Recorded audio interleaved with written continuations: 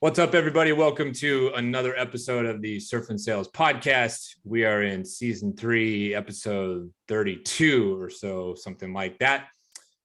Surf and Sales, we have got a couple open spots left, 3 open spots left in November for session 2. Session 1 is sold out. Check us out at surfandsales.com. I'm here with my good friend and partner, Richard Harris, and he's going to give you the lowdown of who's helping us get this show and episode produced. Talk about our sponsors, Richard. Yes, our sponsors this month are outreach.io. So please go to click.outreach.io/surf for some kind of special that they won't tell us about. So no, they do, but they have a special landing page. So we're happy to promote them because they're promoting us. We also want to thank Scratchpad and Sendoso for sponsoring us, not only for the podcast, but also for the events. And we look forward to continuing all these sponsorships and working with them. So as people are going through these new troubled times, right? We want to make sure that your team does have the things they need. So please support our sponsors for all they do to the sales community. I'm going to give it back to Scott to introduce the most elusive guest Scott's ever had to hunt down. Yes, the most difficult man to track down of all time. This is a podcast that one would argue is about 6-7 years in the making. And there's a little bit of a funny story here. Our guest is Mark Smith, who many of you know. He's a sales leader based in Utah, has been an advisor to Lord knows how many companies. And he recently went on sabbatical and packed up his whole life and moved overseas. Welcome to the show, Mark. How's it going, guys? If you can't see his face right now, he's a little bit proud and a little bit embarrassed. Tell everybody the story in your own words. The story. I'm not even sure what I know the story is. I think I don't know. I could remember it completely wrong, but I've followed you for a long time. I know your work, and for years when people have asked me for a certain type of advice, I've just sort of sent them your way. And then I think we shared some messages or whatnot and talked about talking, and then Amy, she and I were talking one time, and she's like, "Oh, I'm sure you talk to Scott all the time." I'm like, "No, we've never talked." Amy Bolus, by the way, for people who Amy Bolus. Sorry. And I said, no, we've never talked. She's like, "What are you talking about? You always recommend him and you always talk highly." I'm like, yeah, I just, I think it's kind of funny that I've never spoken with him. And now it's kind of a game. It's because like I'm an avid golfer who's never seen Caddyshack. And I intend to never see it, because it makes for a nice little, cocktail party story or something. But I don't know. I have weird little eccentricities. And one of them was I thought that I would playfully dodge ever meeting you in person, Scott. But, Yes, I am Mark's human form Caddyshack, Richard. Yeah, that's what I am. You are. Not anymore. It's true. Not anymore. I've it's funny because with Caddyshack, I've the movie's generally about. Like, I've seen clips. Like, I get it. I know what it is. I think that might be the title. An avid golfer who refuses to see Caddyshack with Mark Smith. That might be the title of the episode. I want to name my new band. You got a lot of interesting things that you've done and that you're doing right now.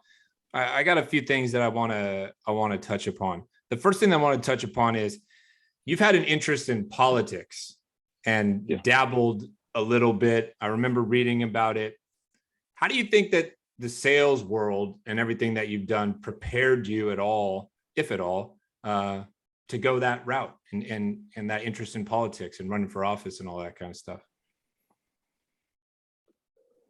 Oh man, I'm not sure there's much correlation at all. I think I grew up kind of being interested in it. I studied politics in college, and but it's funny. I used to be pretty passionately political, and now I'm not really passionate about it at all. I think that's why I actually decided to run for office, was that I over many years I've maybe this does relate to sales, because when I started out in sales, I thought there was one way to do it.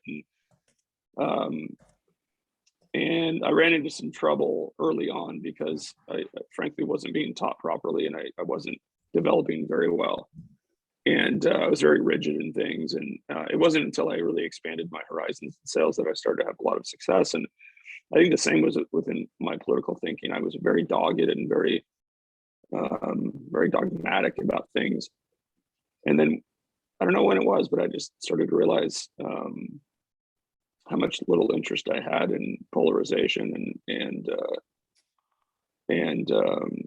ideology. I just think there are so many solutions that are sitting right in front of us. And that's how I've always been in my career as well. It's, aside from doing something unethical, which is always a no, to me, it's always been, yes, if, there's always a way to get something done. There's always a way to hit a revenue number. There's always a way to grow something, to build something, to recruit. So there's always a way to get something done. And I think I decided I might want to jump into politics because I thought maybe there was room for somebody who was just wanted to help. And turns out maybe there isn't room for that.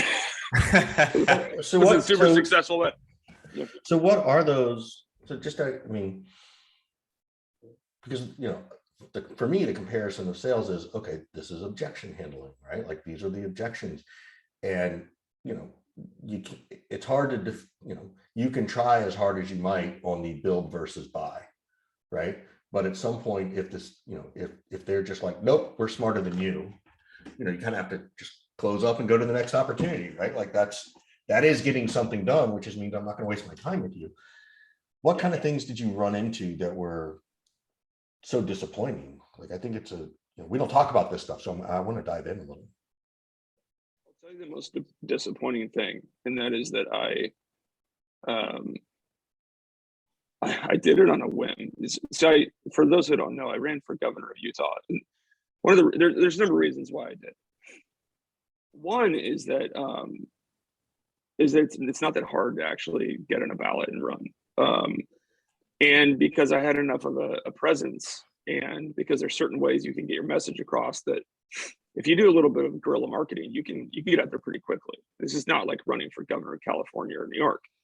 So I was able to sort of unannounced go out and just get 20 something billboards and but it started, I was getting my car serviced, and I was like sitting in the service center of Jaguar Salt Lake City, and thought I got an hour. So I started to write my platform, and I built a website, and I launched it an hour later, and then did put up 20 something digital billboards. But I did not declare any political affiliation. And what was really great was almost universal support. I mean, I rarely had anybody who messaged me and said, this is a stupid idea, this is dumb. In fact, most of them said this is the best platform I've seen in a very long time. But partially as well because I put a few things in there just for humor's sake. So I think I was relatable to people.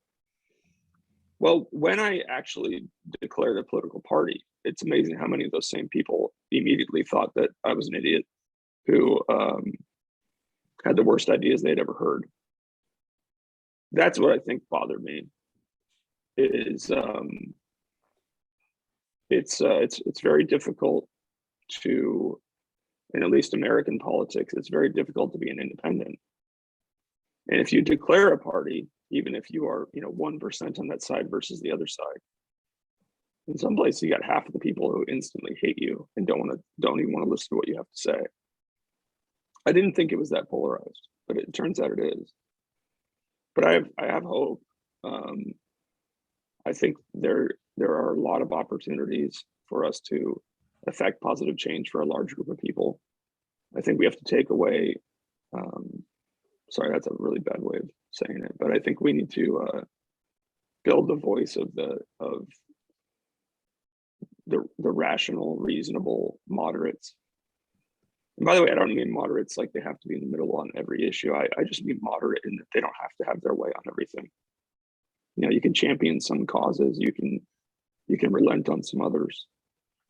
I just don't understand why it's so black and white right now. Has this experience changed your definition of what success means, or what a top performer looks like or means at all? Or have you always had this kind of approach and vision of things? You mentioned kind of earlier in your career, you maybe weren't leading the same way as now. So I would imagine that it's evolved. And so I'm just wondering if the definition of success and top performance has changed for you as well. Yeah, it really has. That's probably one of the major ways that I've evolved.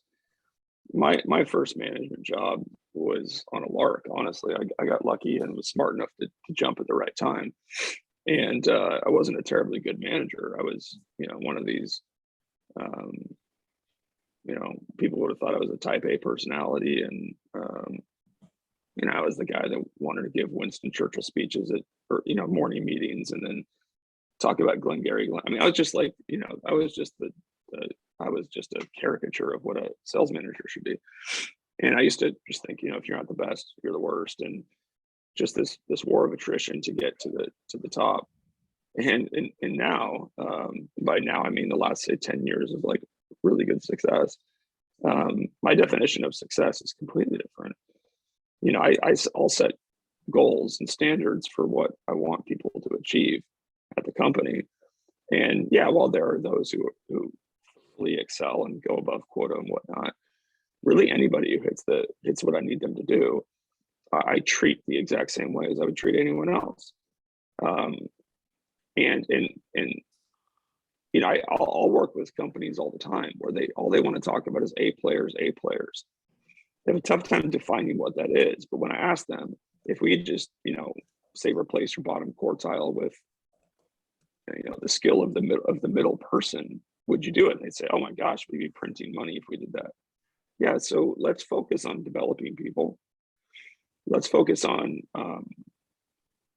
moving quartiles and leveling everyone up. I focus a lot less on top producers than I ever have. I actually kind of ascribed it. I don't leave them alone, but I do not spend a lot of my time trying to develop top producers. I want to talk about that for a couple of minutes, and then come back to some of the politics stuff too. I had this conversation yesterday specifically. We always talk about the A, the B, and the C players, right? And do you spend time with the B's to get them to A's? And then for the C's, what do you do with the C's, right? So my question for you is, I also think people don't know what to do with their A players. So they try to leave them alone until something blows up. So how, to your point, you don't spend a ton of time with them, but you don't leave them alone. What's that balance? No. Well, first, let me just for lack of, we can talk about lots of different organizations, but let's say we've got 100 sales reps. I might call like the A players, maybe the top, 6 or 8, the top 10. Right. And those are those who are pretty unconsciously competent. They are highly skilled on their own with their own general sales ability. And what I try to do is make sure there are processes support how they sell, and I don't try to change them, but I try to make sure that we have processes that support what they do, and make sure that they can just be let loose, take a lot of things off their plate, just knock a lot of obstacles out of the way. I'm essentially just trying to free them up to do their best work and to add zero stress to their plate whatsoever. In fact, I generally don't even try to add pressure to them because they do it for themselves. But those are a select few. If I talk about like let's call them the A- players, or the 8.2 players, those I try to break down on. It really depends on the company, but because some companies, every deal is a transactional deal, and so you have a lot of data to work with, and you can really determine where your bands are between your A's and B's and C's. Other times it can depend on just the size of the deal, and you can have somebody who is wildly talented at prospecting, doesn't close very well. You can have others that don't prospect very well but are incredible closers, and I'm really trying to augment and try to fill in those gaps with them. Again, with like, there's anything we can do with sales operations, anything we can do with helping them to structure their day or to focus on developing some of the talents that they don't naturally have, that's really important.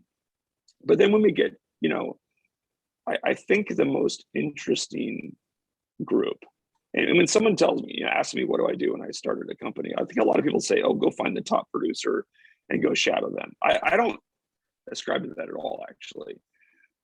What I do is I tell people, here's a group, they're probably, the 70, 80th percentile. And they're skilled, but they've developed their skills, and they have a very specific process that allows them to be super dependable and super consistent. So it's not just their skills, their natural skills that have gotten them into a really solid, upper middle class, like always exceeding quota. It's an adherence to a process. Because if I'm most likely to recruit a lot of those people. If I'm right, then I can go and use those processes to replicate a lot of reps that might start out in the C or D range because they're new. Yeah, so so this is the part I really like. And I'm going to move to the C players for a second, but you don't try to clone the person, you try to clone the process. Yes. And I think that's so much what's missed, because like, oh, who are they like? And it's almost like, well, can they follow the process? Now, sometimes the challenge, and Mark, tell me if you think if I'm on point, is that those A people sometimes don't even know what their process is, right? Because they don't stop to think about it, right? So sometimes it's a little bit like having to, some cases you kind of know anyway, because we've been around long enough. In other cases, they couldn't even tell you, So I'll take that even a step further. I agree completely. And I tell people, if you want to destroy your A players, go ask them to document how they do it. That's a great one. So if you're on a golf course and you're, and you've got a money game going against the players much better than you, but the handicap system kind of evens you out. And you're halfway through the round, and they're playing really well, and they just hit an amazing shot.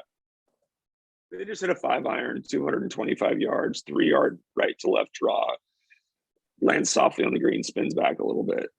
If you want to win that match, I just did that yesterday. I totally did that yesterday. I see that. But you don't get in their head by trying to talk down to them. You don't trash talk them. What you say is, Lord, Richard, that was an amazing shot. How do you set yourself up for that shot? What are you thinking when you hit that shot? And I'm telling you, the next time they have to hit it, they're not hitting it. It's the truth. Yeah. There's something like, as soon as we take unconscious success and we force consciousness upon it, it starts to doubt itself.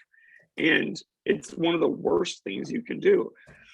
I will not let the eager rep go and talk to the unconsciously successful people, because not only are they not going to learn much from it, but they're probably going to mess them up.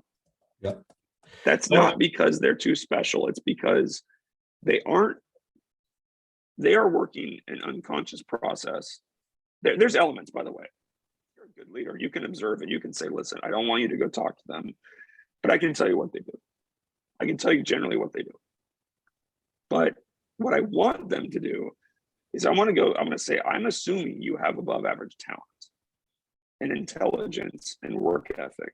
Here's 20 people. Here's 30 people that started out the same way. Above average talent and intelligence and work ethic, below average experience. We hired them. We taught them this process. They adhere to this process, and virtually all of them have been successful. This is your roadmap. Yeah.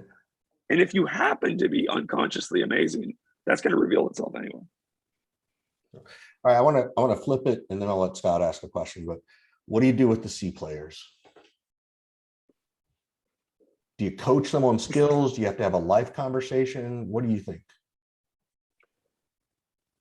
So with the C players, first thing I need to do is it's partly selfish, but this might sound like management spin. It isn't. I have to help them see whether they have the work ethic and the determination to get better. So what I do is I call it, I motivate them up or out. I don't ride them. I'm not negative. What I do is I make sure that they have a tremendous amount of one-on-one development time with great coaches, and we micromanage. And that's a horrible word, but what I mean is we adhere to the process, and we segment our time, and we make sure that we focus on proper activities.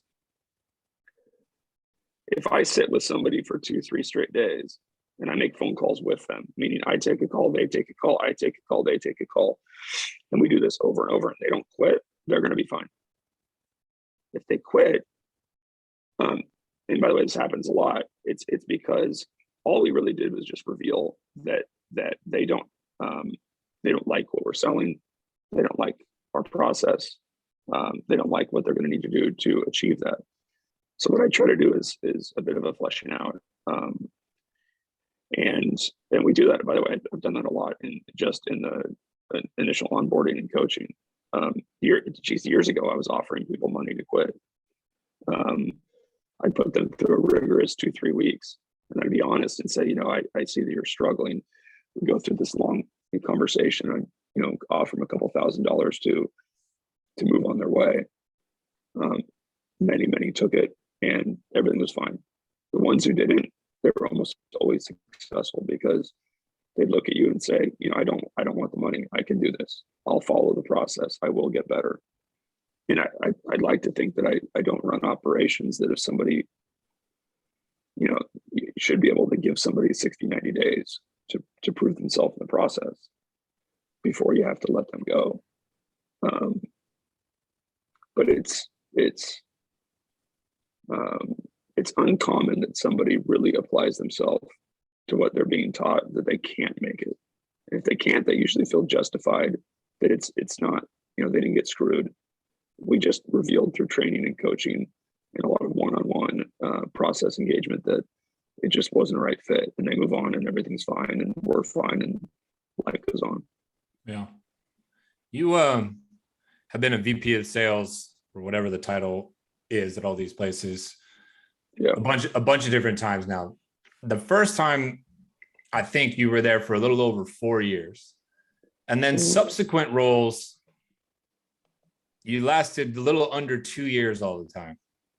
What do you think? What do you think changed? Was it you that changed? Was it the market pressures and the working conditions? Was it the products? What do you think changed? Because that's very similar to sort of like the stereotypical, like, oh, the head of sales lasts, 18 months type of thing. And I've been very outspoken about this, for a long time, about, how people in our profession are treated and the pressures of it. So I'm just curious, like, what, if anything, changed? Well, I can answer that now looking back, because I have a lot of perspective on it. At the time, I honestly couldn't have told you, but looking back, I cut my teeth at a place that was very loyal to me, and I was loyal back to them, and we did amazing things. I then left on great terms. It was just time. It was time for me to move on to something else, and I went to another company that was phenomenal, and truly appreciate everything that I had done for them. And both of these companies were privately owned, and so I was essentially reporting directly to the owners. There were boards and whatnot, but we were printing money, and life was fine. And then I think what I did is I chased some paychecks, and didn't quite understand what getting into a VC backed, private equity backed, whatever, even a publicly traded type of scenario is. And I know you've talked a lot about this, but it's different. It's a different beast. And I'm not saying actually I would do it differently, because I don't really have a ton of regrets there, but it's a thankless gig. I mean, I've gone in and multiple times skyrocketed, revenue, and Yeah. killed churn, and retained employees, and Yeah. Done the things that you're supposed to do. everything that's asked of me, and then shown the door. yeah, because then what happens is, on the back of that, they say, "Oh my gosh, look at how much potential we have." I'm like I'm like the most honest sales leader there is. I mean, by the way, I think sales leaders are on, but what I mean is, when someone says, "Hey, you just quintupled sales last year. Can we do it again this year?" I'll say, "No, these are the reasons." Like, FP&A loves me because I always get my numbers right, and we always laugh because then we're just told the number 3 times higher. But I'm very, very honest about where things go.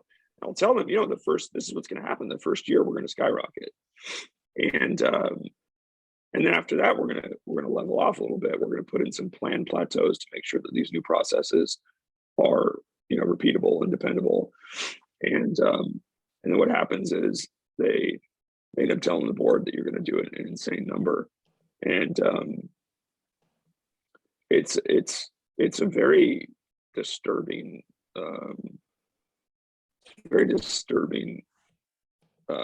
feeling the first time somebody sits you in a room and tells you to your face that you've ruined the sales organization, and you feel like you're taking crazy pills.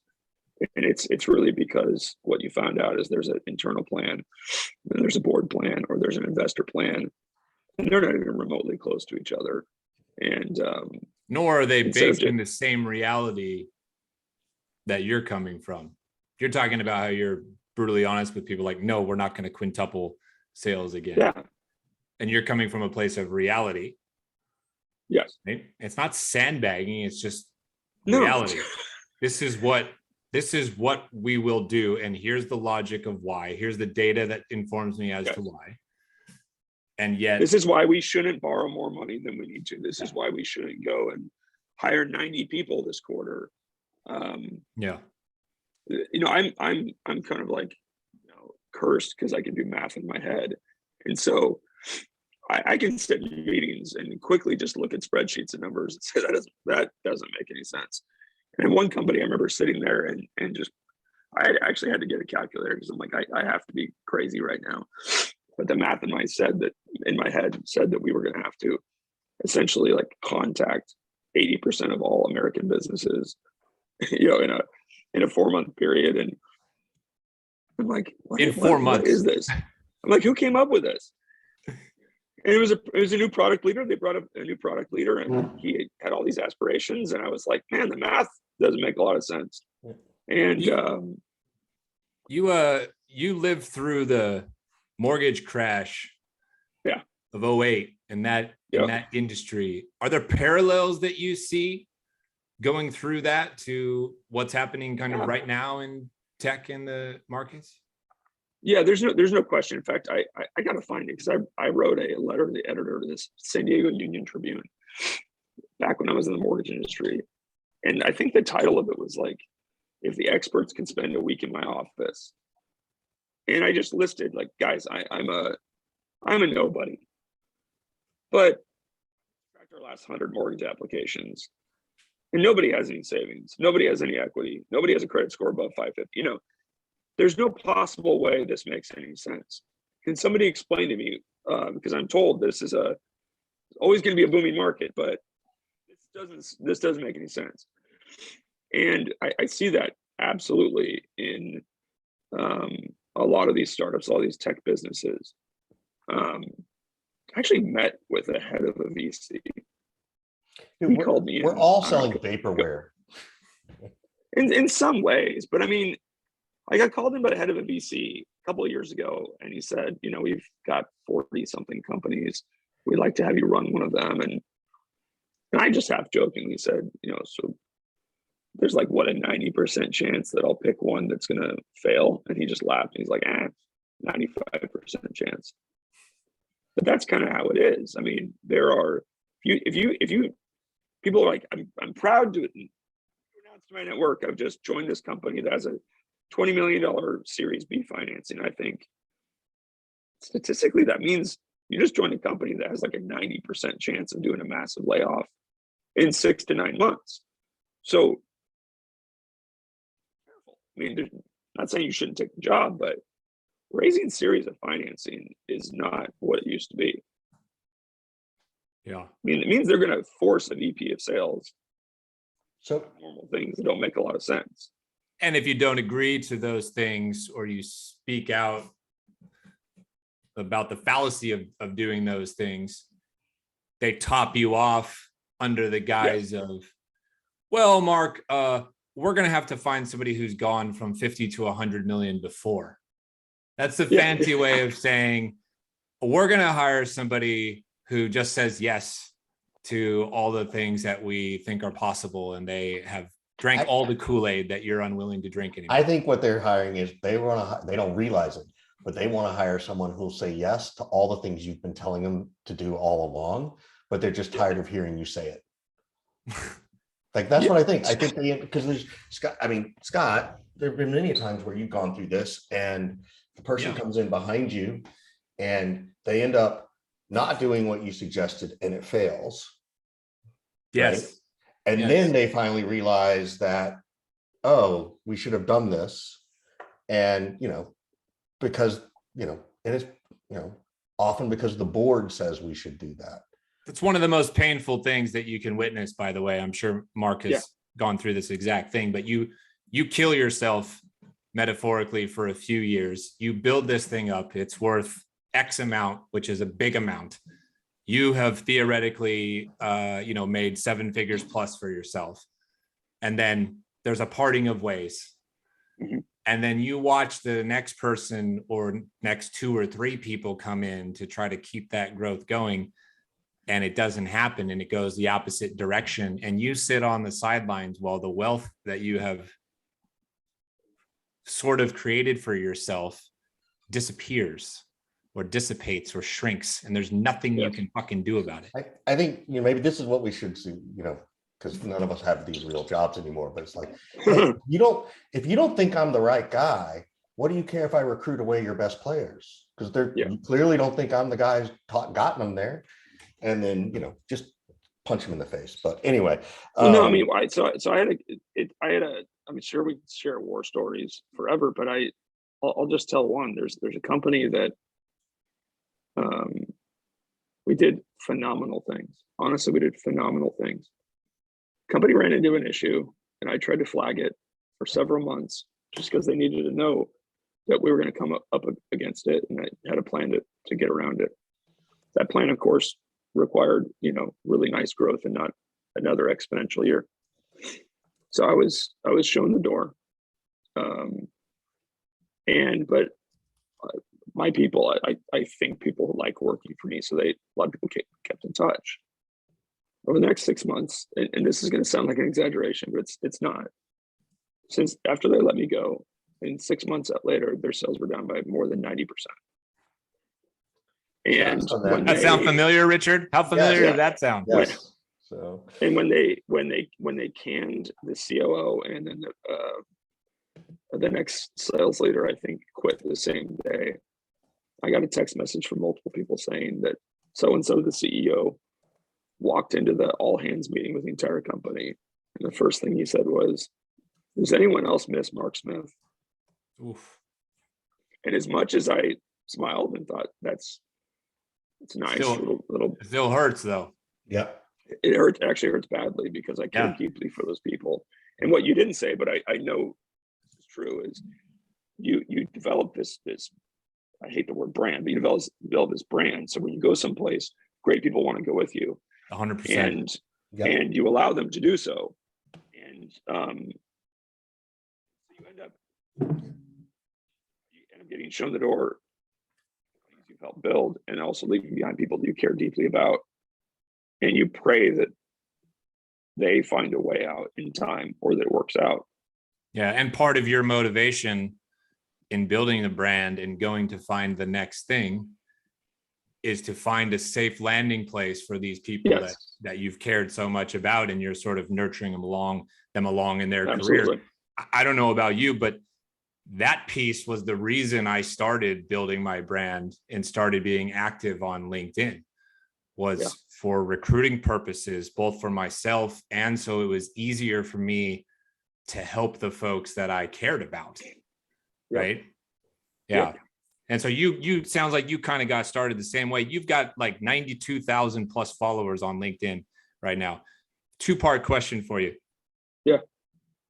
At what point did you feel like it actually started to change your life in some kind of meaningful way?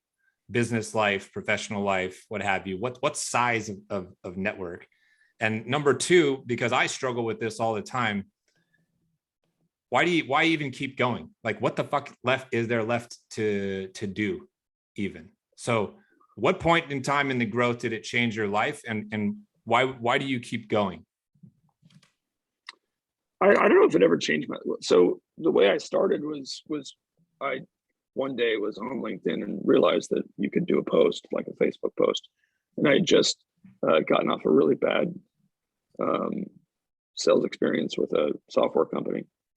I just posted about it. I didn't name anybody, but basically the post was like, when the hell are salespeople going to learn when to shut up and just take the order?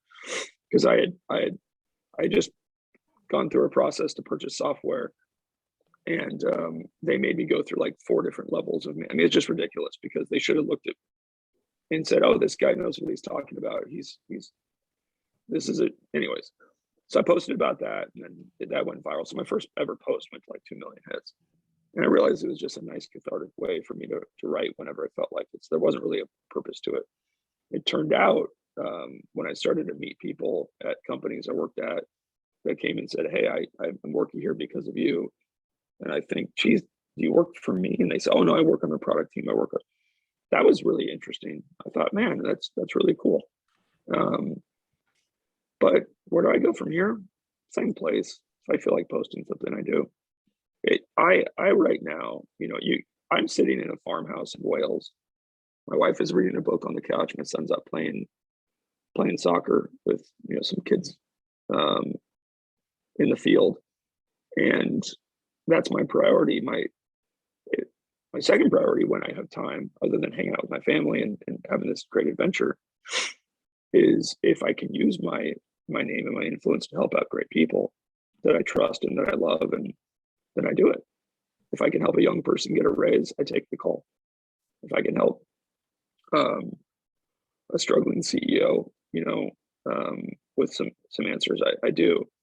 So there's no real agenda other than I keep posting because I have something to say, or because it allows me to stay connected with people.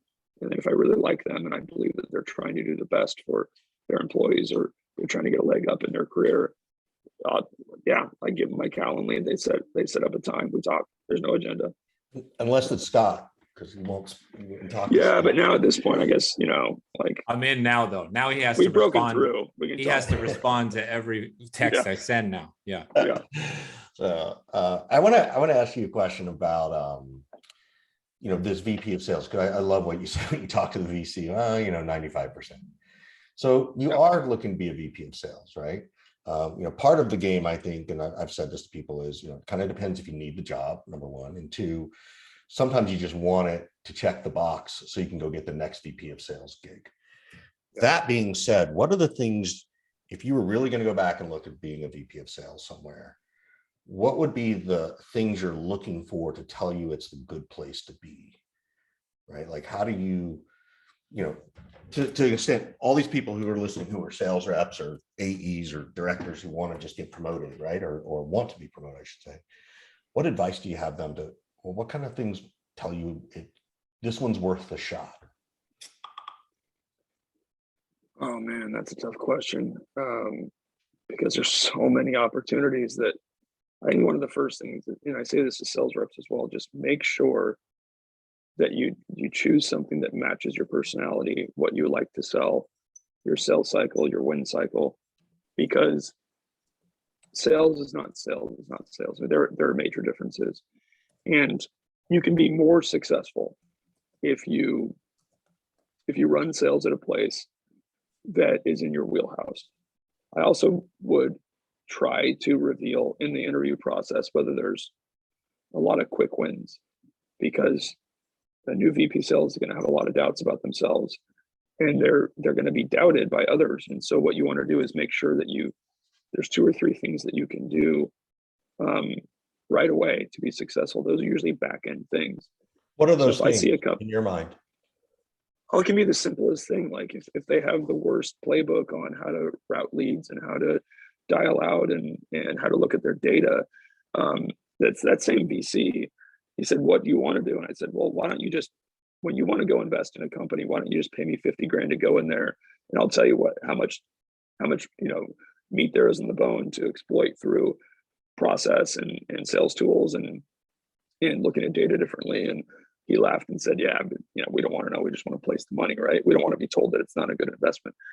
But I immediately just look, is there anything that I can do that doesn't require any soft skills? Doesn't require any script changes, doesn't require any management changes. Is there anything I can do from my computer with the RevOps person where we can make it mathematically almost guaranteed that everybody will do better? Those are the really nice wins, because that also buys you time to build credibility with the team before you get into the soft stuff, before you assess management and make those changes if you have to, before you screw with scripts. So I love it when there's just basic table stakes processes that aren't being properly done, that we can go in and fix. That builds quick wins, builds a ton of confidence, and allows you then to have a much better basis for judging of talent. That's the other thing. If I look at a company that has a lot of data, but they've had a consultant, not like you guys consult, I mean like a McKinsey guy, look at it and they've just done a bunch of spreadsheet management. A lot of times, if you look at it with the right context and the right set of eyeballs, there's actually way more that could be done than they even know.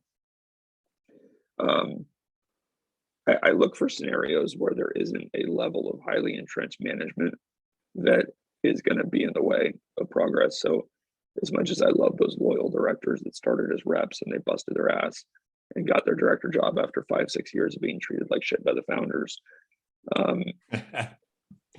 we all know them, right? But they're going to be a little bit resistant or a little bit reluctant. It can be your greatest ally. Like I've worked with some that we became very close because, but I learned in the interview process, they need me. This person needs me to save them because they're about to break, and I know I can do that for them. There are others though that, man, it's tough to get past that. So I think you want to make sure that there's nothing. I don't like the word politics, but there's nothing political in the way that would keep you from making changes you need to make. Other thing is, if the company talks about runway a lot, even say, "Oh, our runway is 3 years," the fact that they know their runway and they talk about it that much usually lets me know that their runway is not that solid. And so I try to dig into the numbers a lot more because, growth costs money.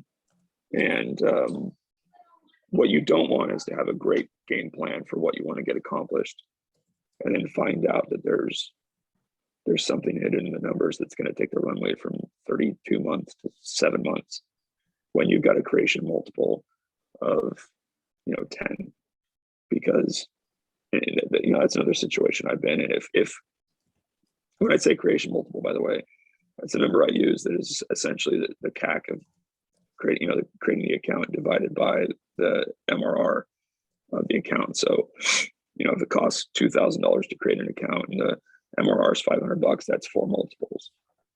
Well, there are companies that have a multiple of say 15, which is not bad. It can be great in their industry, but they only have 12 months of cash. You're essentially growing your way into insolvency. And so it's really important to see whether growth will actually break that company's balance sheet. I mean, Richard, you asked about first VP of sales. I don't know if they're going to get that deep into it, but I think once you've done it 3, 4, 5, 6 times, you learn through painful experiences to dive in and ask these kinds of questions. And so I think when there's people out there like us who have actually done this exact thing a few times, it's upon us a little bit to, put the word out there and speak it into existence. So that person who's going after their first or second gig, it's a scary thing to think maybe about. does a little better. It is. Yeah, it's scary to ask. Yeah, I mean, one, I would just say, just call me. Like, if you're listening to this podcast and you like what I'm saying, just shoot me a message. If you're about to take your first VP of sales role, I can ask you 5 or 6 questions that might reveal whether or not. I mean, one of them is, if VP of sales at a really young startup, are their sales founder led? Are they, there's one company I worked with where virtually all of the revenue in the first couple of years was founder led, or there was a head of BD who was a highly connected person. All of their sales had come from that. They had no track record of building any marketing to generate leads. By the way, awesome company. I recommended the person go there, but their conversations shifted into what they were going to be able to provide in the way of marketing support, because honestly, they had never done a sale off marketing. It had always been off of networking. So there's probably someone like me out there who can talk you through it, and is happy to give you a half an hour of our time and help you see some red flags. But at some point, I don't know. I think Scott you just gotta take one of the best opportunities you can come up with and go for it, because at some point we all have to take the risk.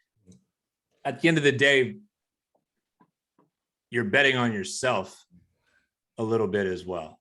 Yep. You learn as much as you can to put yourself in as opportune position as possible, but you're still gambling, and you are truly betting on yourself that, okay, with these conditions and under these odds, I believe that I can make this a success, whatever that means to you, a success for at least a particular period of time.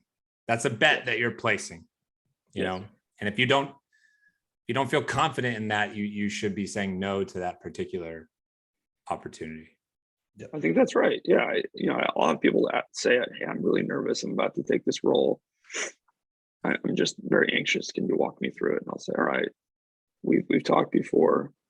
You have a long history of making good decisions in your personal and professional life. You've gone through 4 or 5 interviews. I think you've asked all these great questions. At this point, if there's something hiding, there's something hiding, but I think you've done your diligence.